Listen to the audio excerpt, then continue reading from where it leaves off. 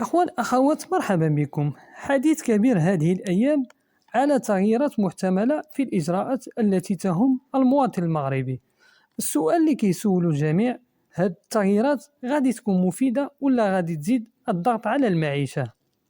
في الأيام الأخيرة تداول الإعلام بعد التوجهات الجديدة اللي ممكن تمس القدرة الشرائية، خصوصا مع استمرار ارتفاع الأسعار وتأثر الأسر بالمصاريف اليومية. الحديث ركز على إعادة تنظيم الدعم الاجتماعي، بحيث الدعم غادي يكون مباشر وموجه للأسر الأكثر حاجة، والهدف منه هو توجيه الدعم بطريقة أكثر فعالية.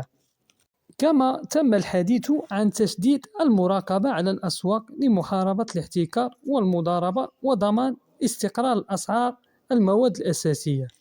وهناك كذلك إشارات لمراجعة بعض الرسوم أو الأسعار، مثل كلفة النقل وبعض الخدمات، والتي ممكن أن يكون لها تأثير على المواد الاستهلاكية.